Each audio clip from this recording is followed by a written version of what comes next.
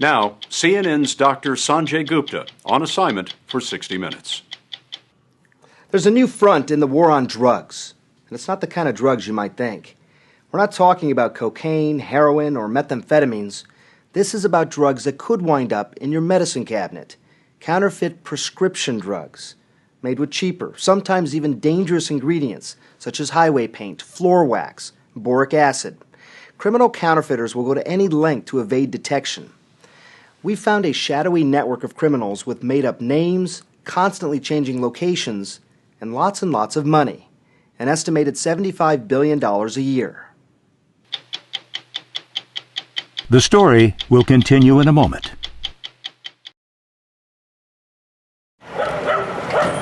You're watching a surprise early morning raid in Lima, Peru. 200 police in riot gear storming an indoor market.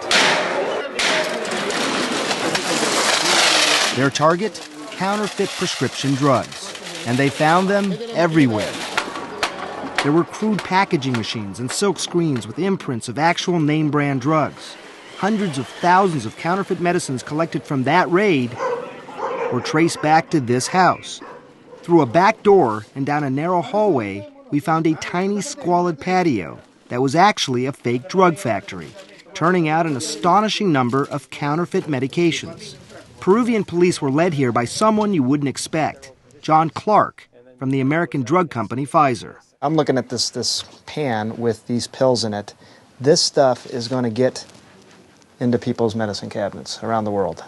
Unfortunately, yes.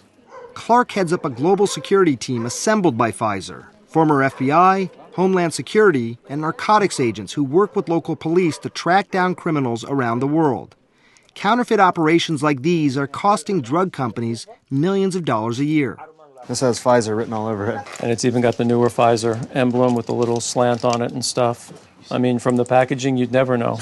Here, they discovered about 24 medicines, including antibiotics, seizure, blood pressure, and pain medications. We're in the middle of this very primitive courtyard. This doesn't look like any kind of facility that you'd expect at all. Does this surprise you? No. Unfortunately, the quantity of counterfeits you're seeing is phenomenal. The conditions are just abysmal. And if the consumer ever realized that products that they're putting inside their bodies come from dirty water, drying out in the open under a heat lamp, insects and everything else getting into it, contaminants being, brought into the equation and stuff, I think they'd be horrified. According to John Clark, counterfeit Pfizer drugs, many from disgusting conditions like this, have made their way to pharmacies and hospitals in at least 46 different countries, including England, Canada, and the United States. So right now there are people around the world taking medications to save their own lives who are simply taking the wrong thing and they don't even know it. Yes, absolutely. If you have any concerns, you should go to your doctor, you should go to your pharmacist. If the pill dissolves differently, if it tastes bitter or differently. John, I'm a doctor. I looked at these medicines today. I wouldn't be able to tell if they were fake or not. Right. I'm the person they're going to ask. Right. I don't know the answer. How are other people going to know the answer? Next step is every pharmaceutical company will take it back, do the test, then find out if it's a counterfeit, how it got there, and try and make sure that they get off the market immediately. The pills from Peru were sent here, to Pfizer's testing facility in Groton, Connecticut. Sometimes counterfeits may have a percentage of the correct active ingredients, but not when it came to this antibiotic or this ulcer medicine. Sucrose, confectioner's sugar, and maple sugar. Sugar and also chalk. Imagine taking a medication to treat a serious illness with those ingredients. People can die. People can be seriously injured, but people can also die. Kumar Kibble, Deputy Director at Immigrations and Customs Enforcement, or ICE, is charged with protecting our borders from illicit trafficking. Over the past few years, his attention has increasingly focused on counterfeit drugs. In the scheme of things, how big a threat are fake drugs? Fake drugs are a big threat, and it is an exploding threat. You actually have traditional criminal groups that may have engaged in traditional drug trafficking, and they realize, I can make just as much money making, tens of dollars on a pill that I manufacture for pennies and have very little exposure in terms of prosecution. So you're talking about a very low risk, very high reward, potentially tons of money. Yeah, absolutely. When you think about that, some of these pills can be manufactured, for 40 cents and sold for $18 or $20. I mean, just think of that profit potential. I mean, it's insane. This looks like a legitimate website. But Kibble tracks counterfeits from their source in clandestine labs to the United States, where they're typically sold through rogue internet sites, often posing as legitimate pharmacies. 36 million Americans are estimated to have bought their medicines from these sites, many searching for quality drugs at a better price. Some sites pretend to be from Canada, because Canada is known for safe, inexpensive medicines. Kibble caught this Israeli counterfeiter on a hidden camera, admitting that very scheme. And those are all internet pharmacy websites? Is that really from Canada? No. That same counterfeiter also told undercover investigators of another, decidedly low-tech way of smuggling hundreds of thousands of pills into the United States. He simply had them dropped in the mail. At the Postal Service facility at JFK Airport, the sheer volume of packages of counterfeit and suspicious drugs coming into the country is staggering. After x-rays, If you look closely here, you see little round objects that don't belong. Customs puts aside thousands for inspection. Looks like a normal run-of-the-mill speaker. That's every one of these bins. And this is just from one day. Our resources certainly haven't kept pace with the volume of products coming into the country, with the increase in volume.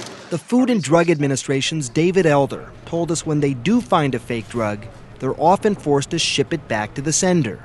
On this day, they found pills and vials from India, posing as legitimate thyroid, fertility, and hypertension medications. They had to send it all back. that sounds crazy. Why not go after this person? We don't have the authority to actually destroy this on site. This product could very well come back into the country through a different mail facility. Maybe it gets through, maybe it gets stopped. But they're banking on one of these times you're going to miss. Yeah. I think they are. And many of these fakes are so sophisticated, even investigators at this FDA lab in Cincinnati couldn't distinguish which bottle of Zyprexa is fake with the naked eye. Using a forensic light source, they can test the ink, and the label that lights up, that's the real one. This fake Lipitor pill looks so authentic, they had to superimpose a diagram of an actual pill to see that the number 20 did not match up. With the naked eye, you could not see this. As I say, in India, you could manufacture anything. There's no limit. Balbir Bogal was recently arrested in Madison, Wisconsin for allegedly trafficking counterfeit drugs. He's also accused of providing millions of anti-anxiety pills from India to a website operator for a site with a common, seemingly harmless name. He was running an internet pharmacy, which is, actually I discovered recently that it's a website, Easy Meds for You. Easy Meds for You. Yes. He had lots of suppliers. You've never met him? Never met him. It's a total virtual world. Absolutely never met him, and I didn't even believe what his name was real or not. Bogal maintains his innocence and claims he was only supplying anti-anxiety medicines with the proper formulation and thought it was for the Asian market. The government says he knew the pills were illegally coming into the United States. Were you worried at all about these medications, where they were going to end up? Never looked at that issue at all. Do you wish you had it? Yes. What is even more alarming is these counterfeit medications are not just being sold on the internet. They are also making their way into mainstream pharmacies and hospitals. FDA Commissioner Margaret Hamburg says that while the vast majority of our drug supply is safe, there's reason for concern. You know, we don't really know the full dimensions of the problem, but we do know that in certain countries, somewhere between 30 and 50% of really important drugs for health are in fact counterfeit. How does all this increase in counterfeit drugs around the world affect the United States? Just consider that 40% of drugs taken in this country come from other countries. 80% of the active pharmaceutical ingredients in drugs taken in this country actually comes from other countries. Even if the prescription medications are manufactured in the United States, the raw ingredients often come from overseas through a complicated web of suppliers and distributors, and are increasingly vulnerable to counterfeiting. That's what happened in 2008 with the blood thinner heparin, which millions of Americans rely on to prevent blood clots. Little did the manufacturer, Baxter International, know that one of the raw ingredients from China was counterfeit. How many people were affected by this? In this country, a little over 80 people actually died from contaminated heparin. Baxter says the number of deaths is closer to 4 or 5. but everyone agrees it's difficult to know the exact number. Nurse Colleen Hubley says at her dialysis center in Toledo, Ohio, she saw one patient have cardiac arrest and others with strange symptoms after receiving heparin. Having hypotension, diarrhea, vomiting. I even had another patient that stated to me, you know, what is going on around here? Had you ever seen anything like this? No. And then she says she saw the same symptoms in her own family.